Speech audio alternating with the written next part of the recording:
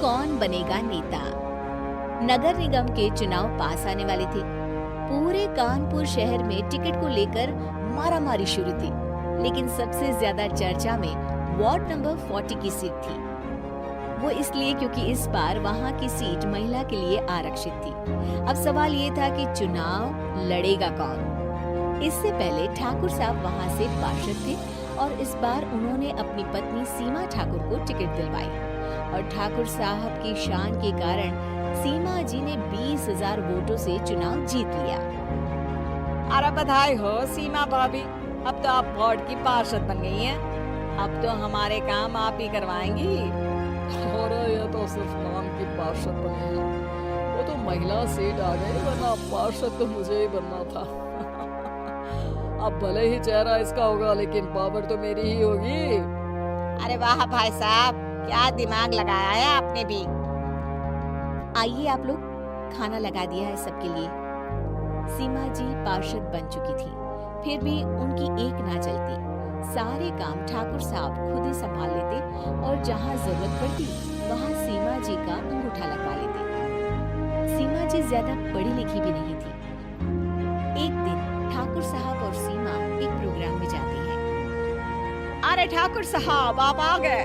ओहो, पार्षद मैडम भी आ गई हैं। स्वागत है आप दोनों का। लगता है हमारे पार्षद फंड का सही इस्तेमाल हो रहा है। चलिए अब उद्घाटन करते हैं। ये लीजिए ठाकुर साहब कैची, आप ही सबसे पहले प्रवेश कीजिए। सब लोग आगे निकल जाते हैं और सीमा जी पार्षद होने के बावजूद भी पीछे खड़ी रह जाती हैं। वो देखती हैं कि वेलकम बोर्ड पर उनका नाम है, लेकिन महिला होने के कारण कोई उनका सम्मान नहीं कर रहा।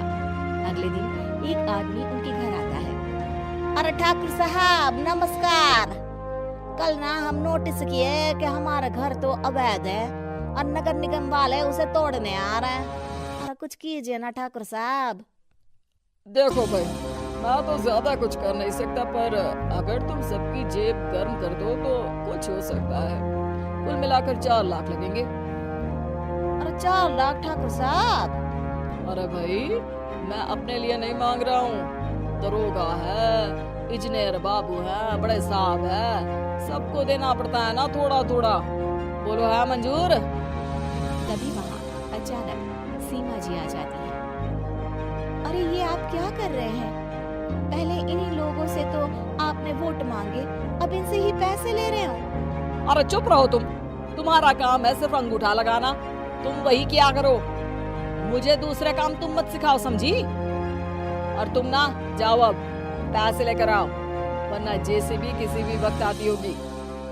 सब कुछ ऐसे ही चलते रहता है। एक दिन सीमा जी और ठाकुर साहब को एक लोकल मीटिंग में बुलाया जाता है। वहाँ पर कई और अधिकारी लोग भी मौजूद रहते हैं। अब मैं चाहूंगा कि ठाकुर साहब हमारे बीच 2 शब्द कहें। मेरे प्यारे भाइयों और बहनों, आज मेरा सौभाग्य है कि मैं आप सबकी सेवा दिन रात कर पा रहा हूँ। आपने मेरी पत्नी को भारी मतों से जिताया है, इसलिए मैं आप सभी का शुक्रगुजार हूँ। मैं आप सबसे वादा करता हूँ कि हमेशा की तरह हमारे वार्ड में किसी को कोई तकलीफ नहीं आने दूंगा। सभी लोग तालियां बजाने लगते हैं। अब मैं माननीय पार्षद मैडम को स्टेज पे बुलाना चाहूंगा। अपने नाम को बुलाया सुनकर सीमा जी एकदम चौंक जाती है। उन्हें बिल्कुल उम्मीद नहीं थी कि इतनी बड़ी जगह उन्हें मंच पर बुलाया जाएगा। जैसे तैसे वो मंच पर चढ़ती है। ऊपर जाते ही सीमा जी को सारी पुरानी बातें याद आ जाती हैं कि किस तरह उनके पति उन्हें कभी भी आगे बढ़ने नहीं देते और उनके नाम से गलत काम करते हैं। वो बोलने लगती है, मैं आपके वार्ड की पार्षद सीमा हूँ।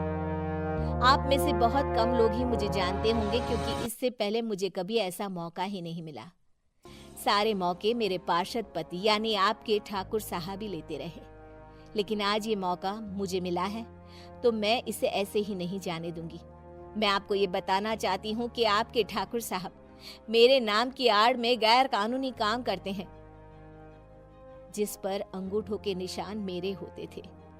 इसीलिए मैं अपनी गलती मानती हूँ और आज अपने पद से इस्तीफा देती हूँ, ताकि आगे से कोई गलत काम ना हो पाए।